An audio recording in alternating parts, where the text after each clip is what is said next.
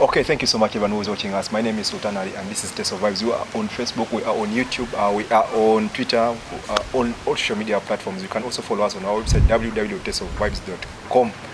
On 7th October, the world woke up with a surprise attack on Israel. The Hamas attacked Israel on 7th October, that was a Saturday, and several people lost lives and several people were injured on that day.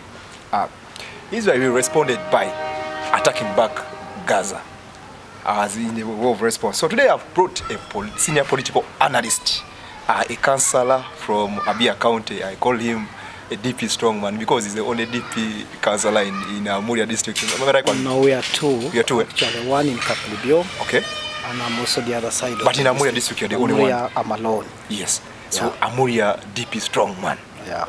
Yes. So say hi to the viewers.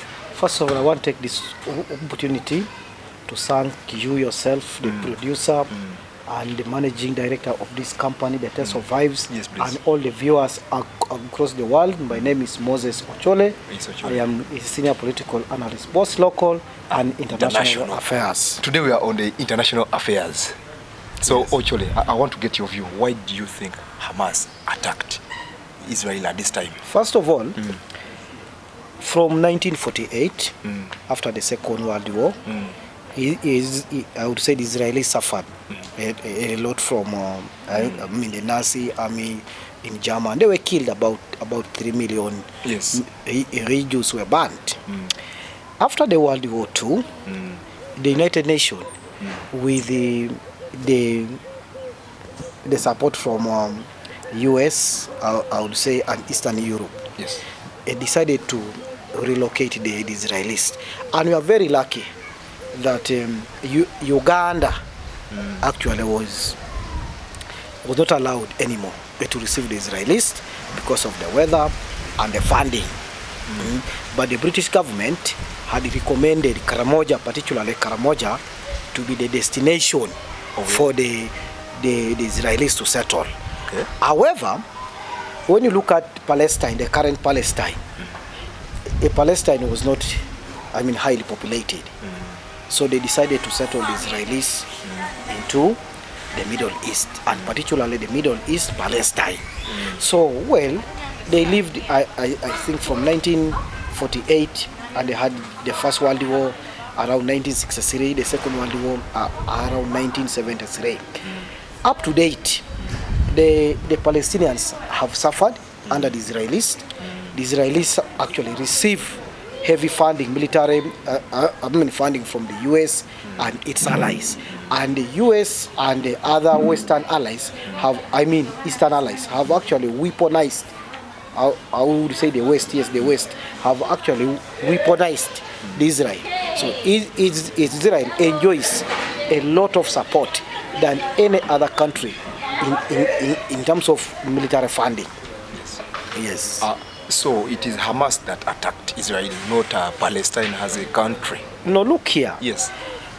When you understand the PLO, the Palestinian Liberation Organization, yes, was actually one of the, I would say, one of the groups that agitated for the independence of Palestine. Yes. And remember, in 2014, the Israelis attacked Hamas and destroyed, killed them heavily. Yes. In 2018, towards the beginning of COVID, the Israelis again invaded Palestine. They have actually sieged Palestine since 2002 up to date. The Israelis have put a blockade. You can't fly to Palestine. You can't get out. You have to be cleared by the Israeli authority, who have continued occupying and dominating, I would say, the Palestinian land illegally. Let me assure you. So the attack from Hamas, to me, it's the worst. To me, I condemn the attack.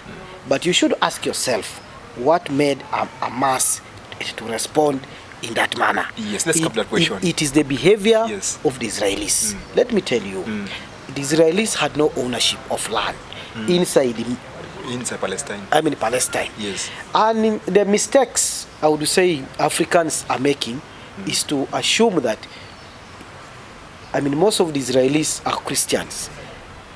The Israelis are Jews. I would tell you the highest population there, or percentage, are Jewish. Second by, I mean, Muslims, and the third a group are Christians. Yes.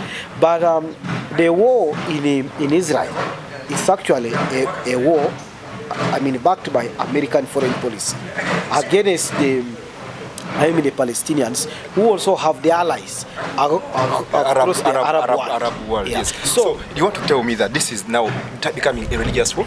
It's not a jihadist war, but you remember very well, after the Taliban's defeating the Soviet Union. Yes. You remember very well, Osama bin Laden turned the war into this Islamic war affair, and he registered Al-Qaeda as a network. It is possible if the US continues weaponizing Israel. I can tell you, already the Iranians have spoken. Hezbollah, I mean, from Lebanon, have expressed publicly that they will continue to fund Hamas. I think even the meeting that was supposed to be held in Jordan, with the talks that were supposed to be held in Jordan, were stopped because of that hospital attack. You see, Mr. Sultan and the viewers across the world, what most people are not understanding regarding, I mean, this war, it's the logic. Hamas attack came as a result of failure of Israeli intelligence. And you need to ask yourself, who gathers intelligence for Israel? Number one, it's the US with Britain. They use M16 and they use CIA. The current global crisis have constrained the US intelligence. You have the war in Ukraine, you have China, Taiwan, and you have the internal crisis. So it's a very bad assumption. You remember in 2004, Hezbollah was able to attack Israel up to King Solomon City, and they picked their leader and returned back to Lebanon. Where was this? The Israelis? Let me tell you, the war is actually between the Arabs and the West, in my view. Yes. And I can tell you, Israelis have committed open war crime against humanity. They have never honored any international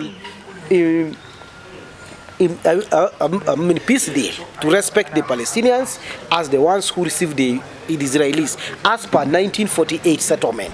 So the expansion by by Israel is always an attack to the Palestinians. Today is the 14th day, exactly the 14th day of this war, and so many things that have happened. We saw the attack on the Al-Hali Baptist Hospital in Gaza. The Israelis are blaming the Hamas that it was a misfired missile from the Hamas. The Hamas are also blaming the Israelis for the attack. Who is telling the truth? I think world leaders have come under pressure. You witness the US president retrieving the statement. You have also seen the Turkish president coming openly, and you have seen also a number of European leaders divided, and the Chinese president and the Russian president held a secret meeting. You don't know what they are deciding. So the world actually is divided. You have, the pro-Israeli response, and you have pro-Hamas defenders. Yes. So in this crisis, I can guarantee you, it will never be the first time that Europe will be in trouble over the mistake that they are trying to ignore. You remember in 2014 what led to the birth of the ISIS? It was the results of the Europeans trying to undermine the Arabs who had obtained citizenship inside Europe and America. And I've told you several times that the war in Middle East, it is simply the battle between East and Europe. Yes. Now, at this point of that hospital attack, Let me tell you, who is responsible for that? Hamas can never hit their own hospital. Hamas will never destroy their own population. What about the statements no, which look Israel here. is using that Hamas is using the citizens as human shields? Israel now knows the consequences. They understand the pressure they are facing. So what I mean they are trying to do is actually to divert the world from demonizing them, I mean criticizing them over the bombardment of the Palestinian people. You cannot, and you have no justification whatsoever to assume and believe that Hamas can fire rockets, their own rockets, against their own people. That's a lie. Israel declared a war against civilians, against animals, against any other living thing inside Gaza, Yes, which the world leaders actually helped and promoted that war. US, I mean, moved warplane carriers next to Israel. But the statement from the US people and from the leadership of the US, they were like, it's okay for Israel to protect its nation. Let me tell you, inside the Hamas, America are just playing double standard games. Okay. They killed Al Jazeera journalist, Palestinian American. What did America do when Israeli forces shot Al Jazeera journalists? They ignored. You know the story of Jamal Khashoggi. Yeah. What happened with the Americans? They kept quiet. The US is actually interested to make more money using any available opportunity of war and use Israelis as a lobbying group ahead of the 2024 election. So there's hypocrisy here. So Biden is actually playing a campaigning card against his poor background on diplomacy and understanding the espionage. So in my view, the America is trying to portray to Israelis that, look here, we are the only ones who can protect you. Yes. Ignore the Russians. But I can also assure you, Israel and the US are at the risk of running out of ammunition. In case of any outbreak of war between the Arab world and Israel and its allies, I can assure you, America will be in crisis equally. US cannot, sustain, three fronts: Taiwan, China, Israel and Palestine, Ukraine, and Russia. Okay, let's come to now the allies. The allies of the Hamas, starting from Iran, have threatened to join this war. Then they have from Lebanon, Hezbollah, also, which is a very strong group in Lebanon there. They also threatened to join this war. How would it be when those join? The Hezbollahs are the only non-state institutions with the army, with the heavy military. When you look at their militaries, data and statistics, yes, they have more than 20,000 soldiers active. They have more than 20,000 reserve, and they have over 130,000 rockets that they can fire, and they have so many artillery. So they are very strong. They are very strong. Very strong, yes. They refused to be integrated into the Lebanese army after the war, and they chose to stay as an independent military group inside Lebanon. In my view, what the US should have done was to take the Chinese approach. China was able, to bring Iran and Saudi Arabia as the most influential allies in the Middle East to talk and discuss how to harmonize the situation. But China did not side with either Iran or Saudi Arabia. What they actually did was to de-escalate the tension between Iran and Saudi. Yes. And they were able to move to Qatar, and convince them to reopen the borders. And he admitted the Iranians into the trade links of the Arab world. However, the other consequences, the US cannot now accuse Russia of any war crime if they are not able to restrain the Israelis who have eliminated hundreds of Hamas people, the Palestinians. And the civilians. Let me tell you, anybody can argue. It is only in Palestine, across the world, that we are still experiencing the apartheid, similar to what happened in South Africa. The whole country is under blockade, and you have world leaders, you have international bodies such as the European Union, the United Nations, the African Union. They are no longer speaking for the Palestinians. So what Hamas did was actually to, respond after the long suffering, after so many attempts, to negotiate with the Israelis. So what Hamas did, in my view, was actually a response to what Israelis have continued, doing, enslaving them, punishing them, and making them. Hamas are fighting for Palestinians to reclaim what is theirs. Is to reclaim, and they are also sending a signal to the world that we are not sleeping. Okay. However, the international actors that are supposed to bring these people into negotiation are siding with Israel. We saw the U.S. Secretary for State Blinken was in Israel. He was in Israel. He also went to those Arab countries. He also went to most of Arab. He went to Jordan. He was in Qatar. He was, I think, he was in Saudi Arabia. Don't you think by his coming there, it will stop these other Arab countries from joining the war? First of all, you need to understand that American Secretary of State is the country's highest diplomat. Yes. By American standards. Is actually like Uganda, the foreign minister, the minister of Foreign Affairs. Yes, and international cooperation. However, the Arab countries are not silent on Palestine. What you are seeing from the British Prime Minister is actually the pressure coming from the Arab world that we are going to take whatever it means to rescue the Palestinians. Blinken, in his view, was the first American ranking top diplomat to visit. To visit Israel, and actually declared support for Israel and encourage Israel. Continue fighting. Yes, to continue murdering. I don't call it a fighting. To continue murdering the Palestinians. Yeah. Now, he's actually backtracking by reaching out to the Arab world. To negotiate for the peace deal.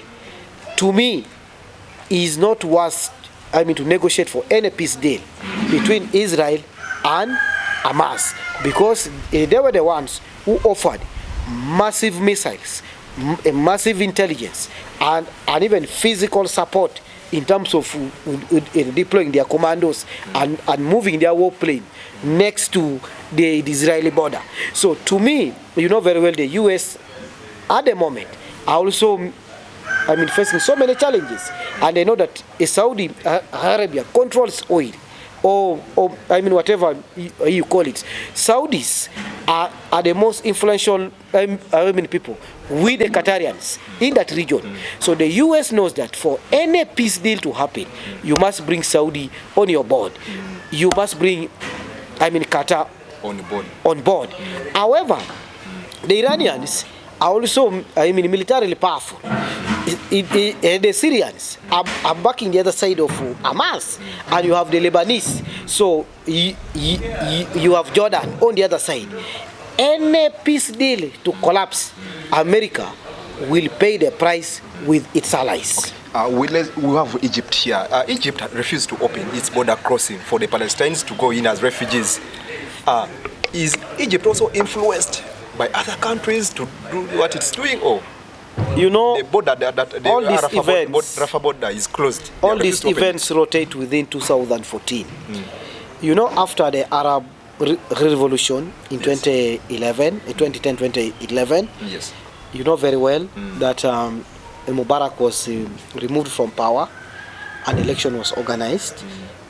Do you know who won the election? Or you don't know? Let me know. The person who won the election was Mohamed Morsi. Mohamed Morsi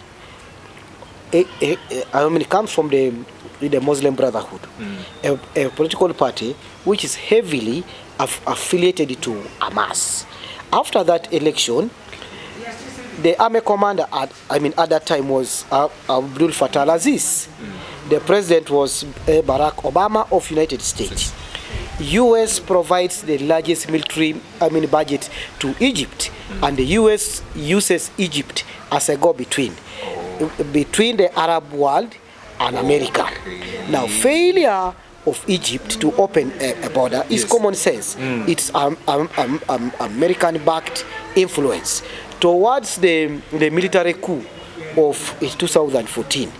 The current Egyptian president, Abdul Fattah al-Aziz, held a televised conference with Barack Obama.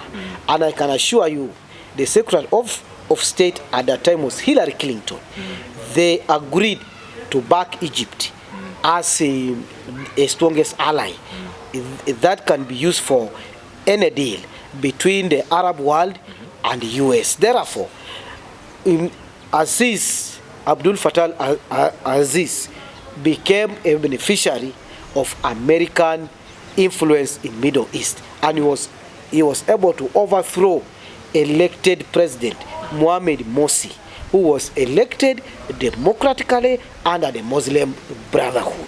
So when you see Fattah al-Aziz acting in that manner, the person he removed from power was Morsi, and Mohamed Morsi was a leader of the Muslim Brotherhood, which was connected to the Hamas, who is highly linked to Hamas of Palestine. Wow. Thank you for that information. We are seeing this way the war is going. Today is the 14th day or 14th day in the war. Will this war end soon? Well, I think the war will end, in my view. There are challenges of ammunition. I told you that the people who are supplying ammunition with intelligence are the US, with Britain, are the ones helping the Israelis with information gathering. On the other side, the more they concentrate in this war between Israel and Palestine, on the other side, Putin will be gaining inside Ukraine.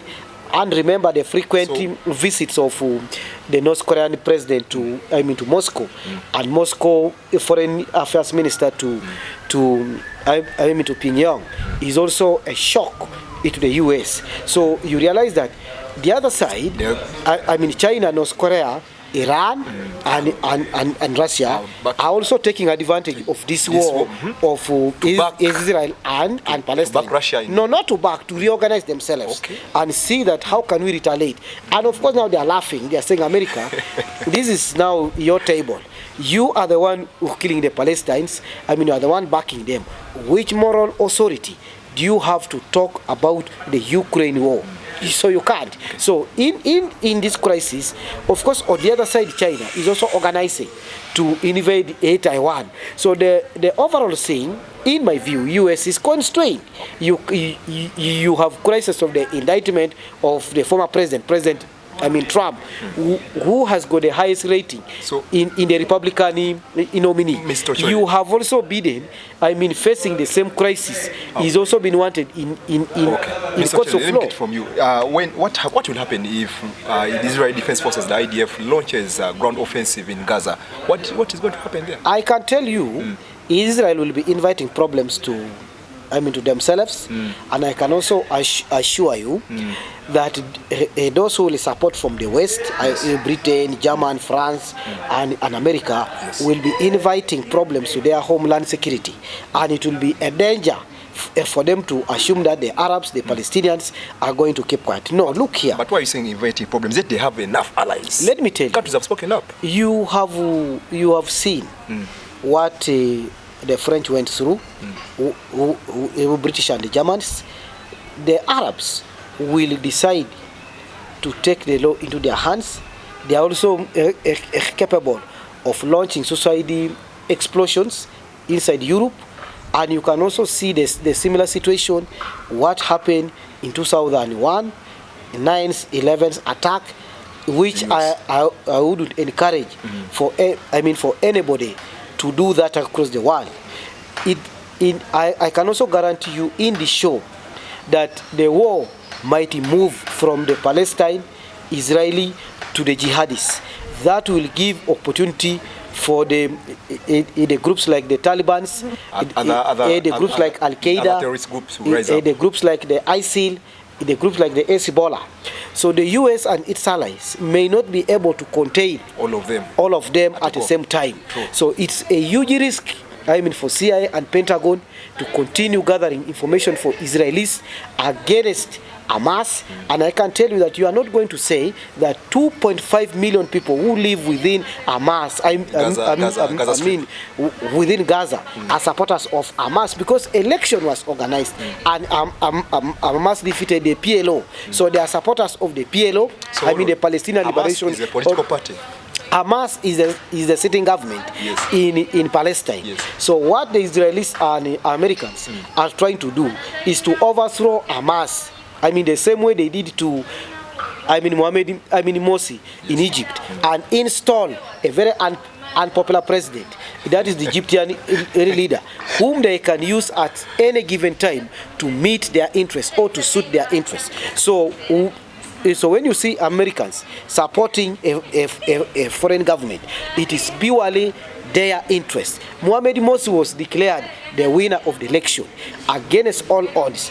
What the US did was to assure Abdul Fattah Aziz that we shall protect you, whatever you need. Help us eliminate Morsi. And Morsi was overthrown and was taken to jail. If eventually was killed, his family did not even have a chance to see where he was buried. So what I am discussing with you here, it's actually a continuation of the 2011 events. You know what happened in Libya? Yes. Right now, Libya has two governments. It's actually a lawlessness state. Yeah, it has two governments. It's a result of a failed state. Yes. As we conclude, I want to now know what's the future of these people of northern Gaza, the 1.1 million people. What's the future of those people? I think the UN needs to wake up. The UN should not be used as a humanitarian need, a Western tool. Yes. In my view, the world leaders must decide or to resolve this problem or to postpone for the future. But I think the Iranians, the other allies, will retaliate at any given time. So for me, in my view, Antonio Guterres, the UN Secretary General, should be able to act now, should be able to know that enough is enough. Okay. And the people are dying in Middle East, in my view, in Palestine, including the Israelis. It's a result of world leaders. It is their failure. If they had acted earlier enough to implement a two-state resolution, I can tell you the war will not be happening. Look at what happened in Korea. They had to separate North Korea from South Korea. Yes, they had to carve the South alone and the North alone. But they talk. So this war can be resolved in a peaceful way if Israel accepts to stop the expansion. The war needs a political solution, not a military solution. Not a military solution. It can never be resolved militarily, because you have also powerful allies. Yes. You have Turkey as a NATO member. So why can the US invest much of their time to actually build a lasting solution? So in my view, the world must wake up and act and save both sides. Both the Palestinians who are innocent and also some Israelis who are innocent. Otherwise, we will have no peace, not only in Palestine, across the world. Thank you so much. We have been having Ochole Moses, a senior political analyst in both international and local affairs. He is also the current councillor of Abia, representing Abia in Amuya district. Abia is a sub-county. He belongs to the Democratic Party and is very proud of that. I support the Democratic Party. Yes. I don't support any other political party. However, we have built a new pressure group called Teso Kwanza. Teso Kwanza. So what is Teso Kwanza about? Important you join this pressure group. What is Teso Kwanza about? Teso Kwanza is a loose pressure group. Yes. We want to rally all the people of Teso. In case of an election to occur in this country, we should be able to present our views, our demands, our aspirations as a region. Failure to do that, I can tell you, no votes. Nobody will support Teso. Look at Buganda. NUP emerged as a pressure group called People Power, led by young people, very strong people like you. So we must be able to organize home. We must be able to rally support, drum support. Everybody should speak Teso Kwanza. Okay. It is not a tribal organization. Okay. That's why we are not saying eat Teso Kwanza. We are saying Teso Kwanza. So whoever is living in Teso is part of the movement of Teso Kwanza. Okay, thank you so much. We shall be having him again here, maybe to tell us more about Teso Kwanza specifically. I will come with my Secretary General. Thank you so much. Jonathan Ekochu. Yalamano. Yalamano. Oh.